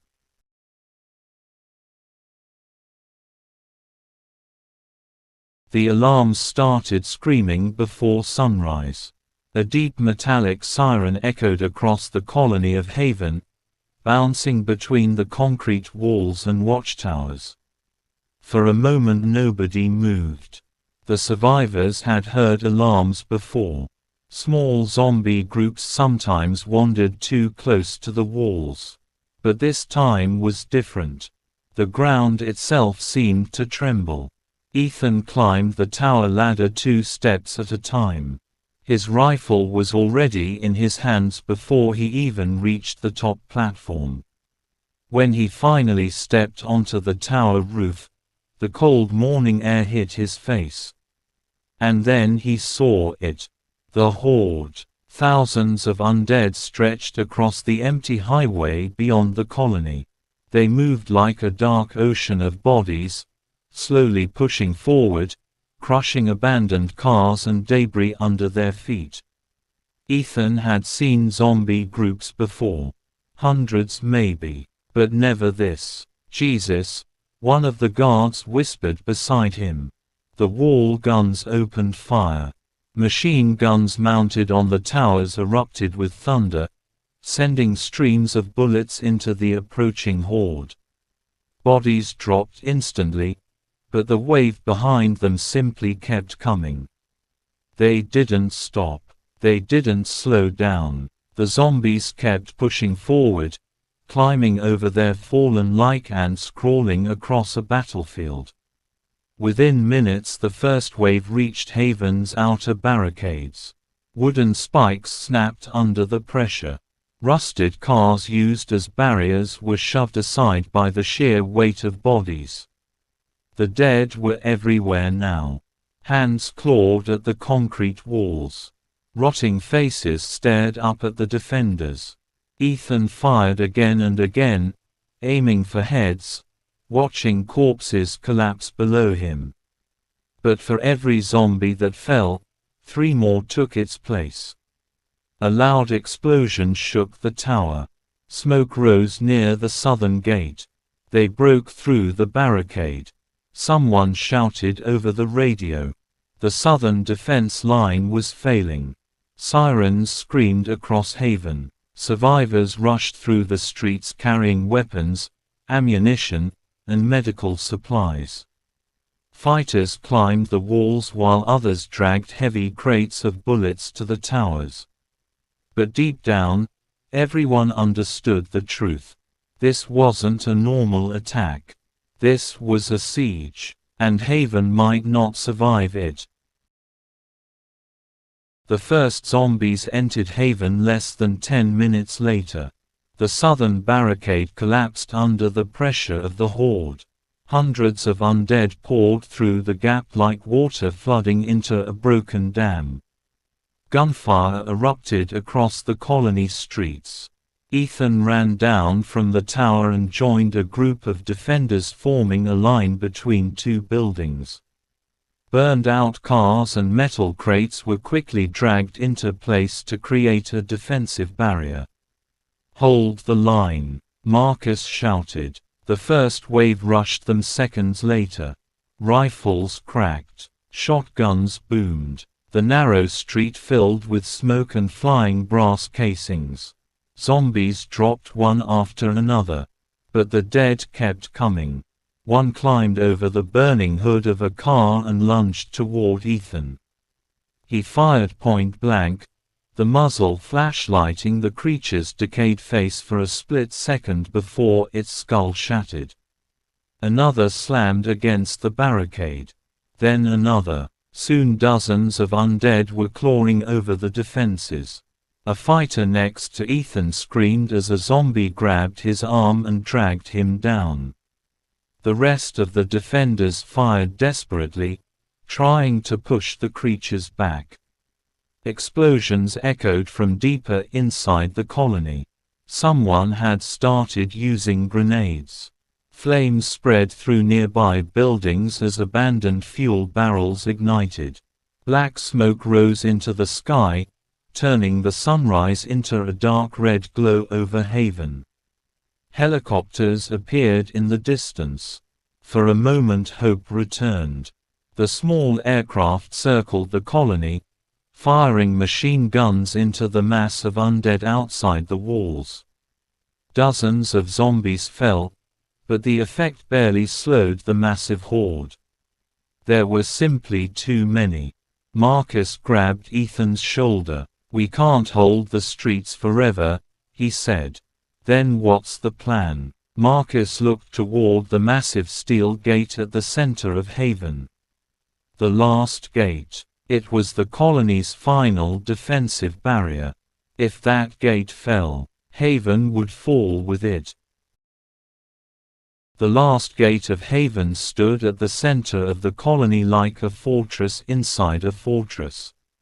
Massive steel doors reinforced with welded plates blocked the main road leading to the inner district. Behind it were the most important parts of the settlement: the medical center, food storage, and the command tower. If the zombies reached that area, the colony would collapse within minutes. Hundreds of survivors gathered behind the gate. Fighters took positions along the barricades while engineers rushed to reinforce the steel doors with chains, scrap metal, and concrete blocks. Ethan climbed onto a truck parked beside the gate and scanned the burning streets behind them. The horde was coming. Through the smoke he could see thousands of shapes moving between the ruined buildings. "They're pushing through the outer districts," someone said. The first zombies appeared seconds later. Dozens stumbled into the open road leading to the gate. Gunfire erupted instantly, cutting them down before they could reach the barricades. But more followed, then hundreds. Soon the road was completely filled with the undead. Machine guns thundered from the barricades. Flames lit the battlefield. Bodies piled higher and higher in front of the gate as defenders fought desperately to hold the line. But the horde kept growing. The pressure against the barricades increased every minute. Then something strange happened. The zombies suddenly stopped attacking. Instead, they began gathering in massive numbers outside the gate, pressing together like a living wall of corpses. Ethan frowned. "That's not normal." Marcus stared at the crowd of undead. "They're building pressure." "What?" Before Marcus could answer, the horde surged forward all at once. Thousands of bodies slammed against the barricades and steel gate like a tidal wave. Metal groaned. Chains snapped. The entire structure shook violently. And for the first time since the siege began, the defenders realized the horrifying truth. The gate might not hold. Inside the command tower, chaos ruled. Maps covered the main table while radios crackled non-stop with desperate voices from across Haven. Fighters were running out of ammunition. Medical teams were overwhelmed. And the gate wouldn't hold much longer. Commander Reyes slammed his fist onto the table. "If that gate breaks, we lose the colony." Silence filled the room. Then an engineer stepped forward. "There might be another option." Everyone looked at him. "The old hydroelectric dam," he said. Ethan recognized the place immediately. The dam stood about 2 kilometers outside Haven. Before the apocalypse it had powered the nearby city. "What about it?" Marcus asked. "If we overload the turbines," the engineer explained, "the explosion would collapse the main spillway. And the flood would wipe out most of the horde outside Haven." The room went silent again.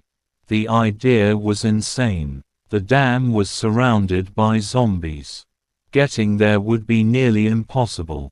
And someone would have to stay behind long enough to trigger the overload. "Whoever does it won't make it back," Ethan said quietly.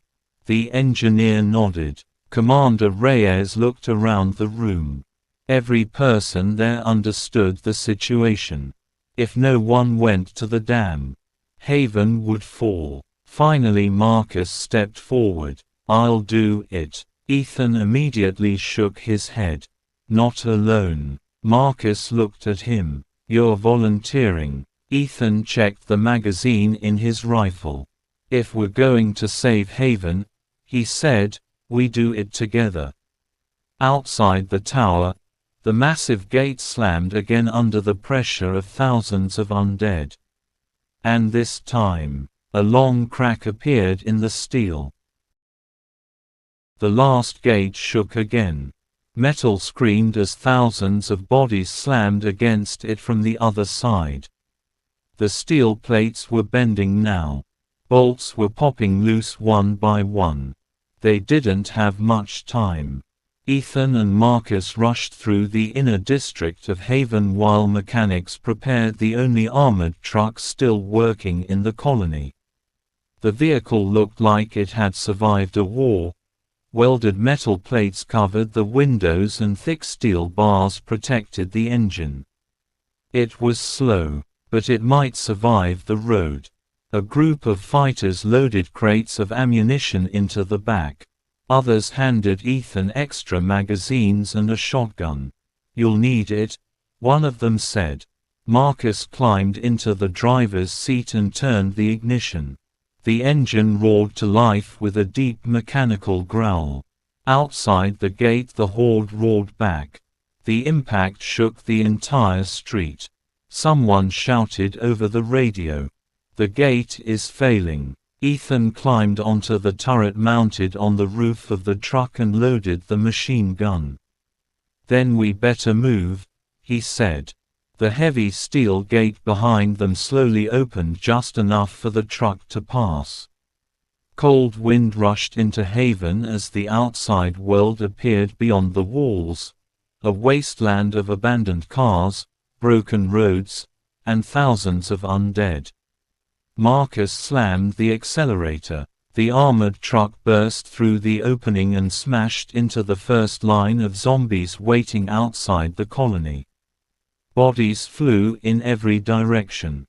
Ethan opened fire immediately, the machine gun hammering into the crowd as the truck pushed forward through the sea of undead. Behind him the gate slammed shut again. Haven disappeared into the smoke and darkness. Now there was only one road ahead. The road to the dam. And the horde was already following. The highway leading to the dam had once been a busy road connecting the nearby cities. Now it was a graveyard. Burned trucks, overturned buses, and rusted cars covered the asphalt like scattered bones. The armored vehicle crashed through debris while Marcus fought to keep control of the wheel. Zombies filled the road. Some stumbled slowly between the abandoned vehicles. Others turned toward the roaring engine as the truck approached. Ethan fired constantly from the turret. The machine gun thundered across the empty landscape, tearing through the undead as the vehicle forced its way forward. But the noise was attracting more of them. Every minute new groups of zombies appeared from the forests beside the highway. "Fuel!" Ethan shouted. Marcus glanced at the gauge. "Enough for the dam. After that, we walk." The road suddenly curved around a destroyed military convoy. Dozens of rusted armored vehicles were scattered across the asphalt. Skeletons still sat inside some of them. The apocalypse had reached this road long ago. Marcus slowed the truck carefully as they navigated through the wreckage. That was when Ethan saw them. A massive group of zombies standing silently between the ruined vehicles.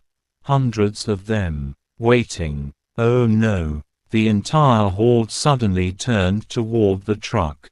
Then they began running. Marcus slammed the accelerator. The engine roared as the armored vehicle smashed through the first wave of bodies.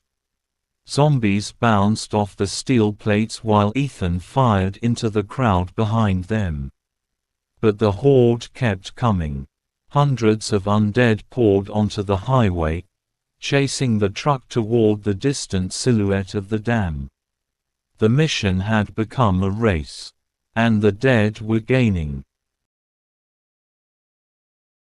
The massive hydroelectric dam appeared through the morning fog like a giant wall of concrete rising from the earth. For a moment Ethan almost felt hope. If the engineer had been right, this place might save Haven. But as the truck approached the entrance road, their hope disappeared. The dam was surrounded. Thousands of zombies filled the parking areas and maintenance roads. Many had probably wandered here during the early days of the outbreak and never left. Marcus slowed the truck. "We're not getting through that quietly." Ethan looked at the massive turbine building near the center of the dam. "That's where we need to go." Marcus nodded. "Then we make some noise." The armored truck roared forward. Zombies immediately turned toward the sound. Within seconds the road filled with moving bodies as the undead rushed toward the vehicle. Ethan opened fire again. The machine gun thundered across the dam while the truck crashed through the crowd. Bodies slammed against the steel plates and rolled beneath the tires. But the deeper they drove into the dam complex, the more zombies appeared. Soon the entire area was moving. The dead were everywhere. Marcus slammed the brakes near the turbine building. "We're here." Ethan jumped down from the turret and grabbed his rifle. Behind him the highway was already filling with the pursuing horde. The mission had only just begun. And they were completely surrounded. Before we continue the story in the next episode, if you enjoy these zombie apocalypse survival stories, make sure to subscribe to the channel and turn on notifications. Because the battle for Haven is far from over, and the next mission might be the most dangerous one yet.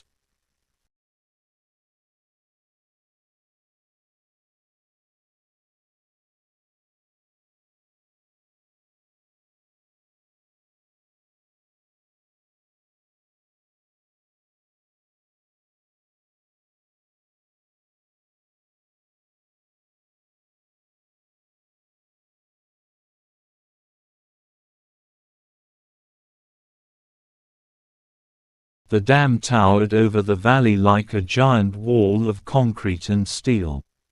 Ethan and Marcus stood beside the armored truck, staring at the massive structure rising out of the mist. Water thundered through the spillways below, echoing through the empty valley.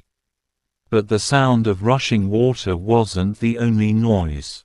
The dead were coming. Thousands of zombies were already moving through the abandoned parking lots and service roads around the dam. More were spilling out of the forest and crawling over the rusted guardrails along the highway. The explosion at Haven had drawn them here. Marcus checked the rifle slung across his chest. "Looks like the whole valley heard the fight," he muttered. Ethan scanned the dam with his binoculars. The control building sat near the center of the structure. If the engineer's plan was right, the turbines inside could be overloaded and the pressure inside the dam would rip the concrete apart. But reaching the control room wouldn't be easy. Zombies filled the lower platforms and maintenance roads leading into the structure. "We go through the turbine entrance," Ethan said finally.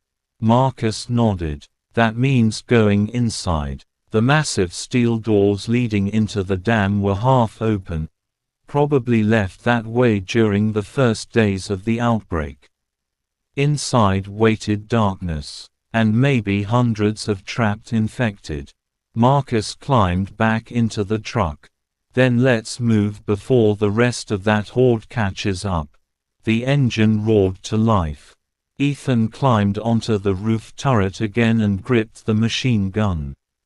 As the armored truck rolled toward the turbine entrance, dozens of zombies turned toward the noise.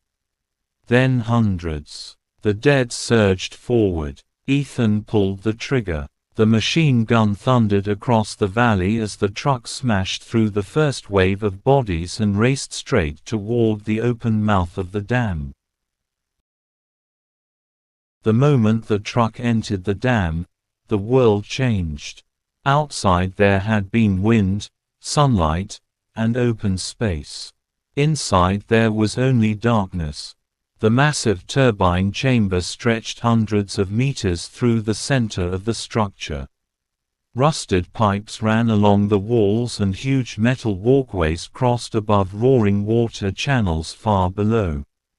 Emergency lights flickered weakly along the concrete ceiling. Marcus stopped the truck. The engine echoed through the chamber like thunder. "Too loud," he whispered. Ethan jumped down from the turret. The air inside smelled damp and cold. Somewhere deep inside the structure, metal creaked slowly.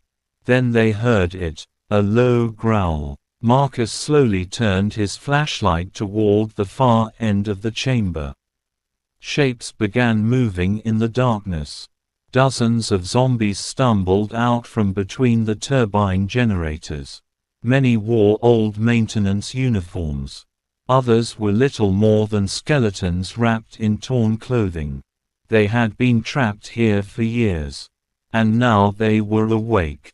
Marcus raised his rifle. "Quiet plan is over." The first shot echoed through the dam like a cannon blast. The infected rushed forward instantly. Ethan fired rapidly, dropping the first two zombies before they reached the truck. Marcus moved beside him, covering the other side of the chamber.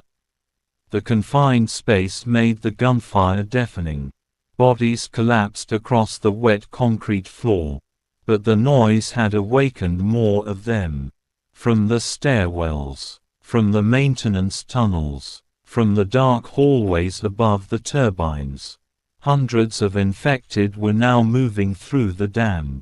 Marcus grabbed Ethan's arm. "Control room is upstairs." They sprinted toward a metal staircase leading to the upper levels of the structure. Behind them the dead followed. The control room looked like something frozen in time. Dust covered the consoles and old computer monitors. Broken coffee mugs still sat on desks. Papers were scattered across the floor like no one had ever returned to clean them. Ethan quickly shut the metal door behind them and pushed a heavy cabinet against it. For a moment, there was silence. Then the pounding began. The zombies had reached the stairs. Marcus walked toward the main control panel in the center of the room. Old screens flickered weakly when he pressed the power switch. To their surprise, the backup generators still worked. Dim lights slowly came alive across the control boards. "Unbelievable," Marcus muttered. Ethan walked toward the huge window overlooking the turbines far below. Through the glass he could see water rushing through the massive metal structures. If the pressure was released suddenly, the entire dam could collapse. Marcus opened a maintenance manual lying on the desk. "The engineer was right," he said after a moment. "You can overload the turbines." "How long?" Ethan asked. Marcus checked the control switches. 10 minutes, maybe less before everything blows." Behind him the metal door shook again. The infected were pushing harder now. The cabinet slid a few centimeters across the floor. Ethan looked at Marcus. 10 minutes isn't much time." Marcus nodded. "Then we better start the countdown." He flipped the first switch. Somewhere deep inside the dam, a massive turbine began to scream.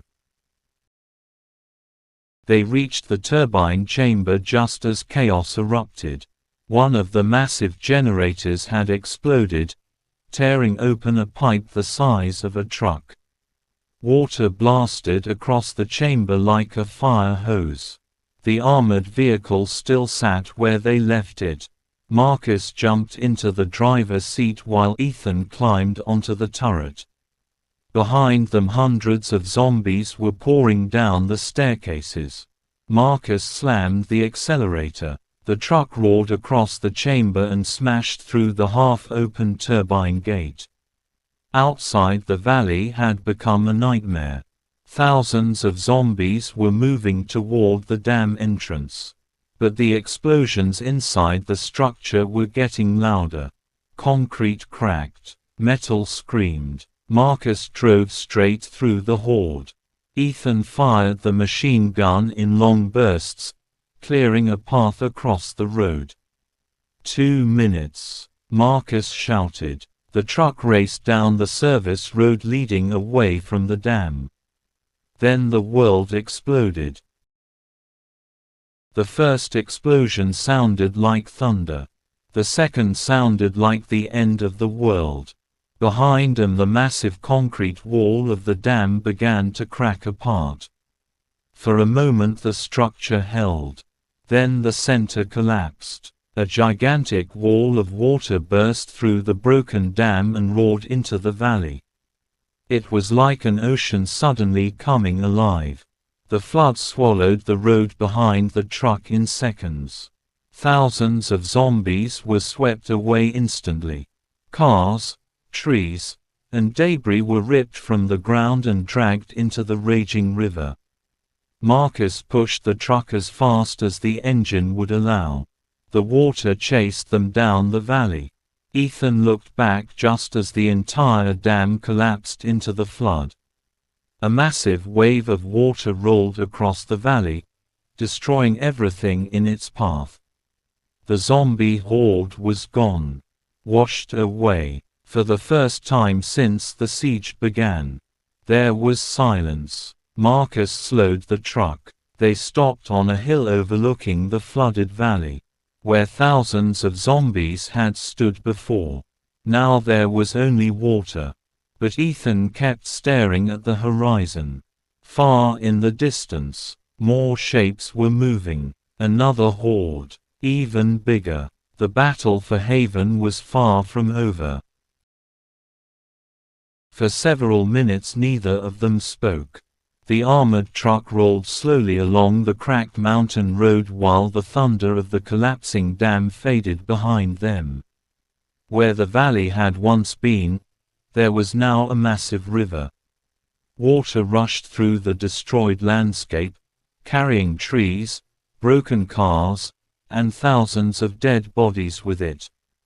The flood had wiped out most of the horde that had surrounded Haven. Marcus finally stopped the truck on a rocky hill overlooking the destruction. Ethan climbed down from the turret and stared at the valley. "Did we actually stop them?" he asked. Marcus shook his head slowly. "Not all of them." He pointed toward the far side of the valley. Through the rising mist Ethan could see movement. At first it looked like shadows. Then the shapes became clearer. Zombies. Hundreds of them were still wandering along the distant ridges where the flood had not reached. Some had been thrown against the rocks by the water. Others were slowly crawling through the mud. The dam had destroyed the largest part of the horde. But the apocalypse wasn't over. Not even close. Marcus checked the fuel gauge in the truck. "Barely enough to get back to Haven," he said. Ethan climbed back into the vehicle. "Then we better move." As the truck started rolling again, neither of them noticed the faint blinking light coming from a broken radio tower on the mountain above the valley. A signal. Someone out there was still transmitting. The radio crackled suddenly. Marcus frowned and reached toward the old military receiver mounted on the dashboard. For days the radio had been nothing but static. Now a voice pushed through the noise. "Any survivors? This is Outpost Sierra. Repeat, any survivors?" Marcus turned the volume up. The signal was weak, but it was real. Ethan leaned closer to the speaker. Did they say survivors? The voice continued. Safe zone located north of the mountains. Survivors welcome, repeat. The transmission cut out again. Silence returned to the truck. Marcus looked at Ethan. That's impossible. Why? Because every safe zone we've heard about before fell. Ethan stared out the window at the distant mountains. Maybe this one hadn't. North is the opposite direction from Haven, Marcus said. Ethan nodded. I know. For a moment neither of them spoke. Behind them the floodwaters continued rushing through the destroyed valley. Ahead of them the road twisted through the mountains toward the colony they had risked everything to save. Marcus finally started the engine again. First we get back to Haven, he said. Then we decide what to do. But deep inside both of them knew something had changed. If a real safe zone existed somewhere out there, the world might not be completely lost. Night had already begun to fall when the lights of Haven finally appeared in the distance. But something was wrong. The watchtowers were dark. No spotlights scanned the fields around the colony. No gunfire echoed from the walls. Marcus slowed the truck. That's not good. Ethan grabbed the binoculars from the dashboard and looked toward the gates. The massive steel doors were closed. But several of the outer barricades were broken. Burned vehicles lay scattered along the road leading to the entrance. Signs of another battle. Then Ethan saw movement. Figures walking slowly along the outside of the wall.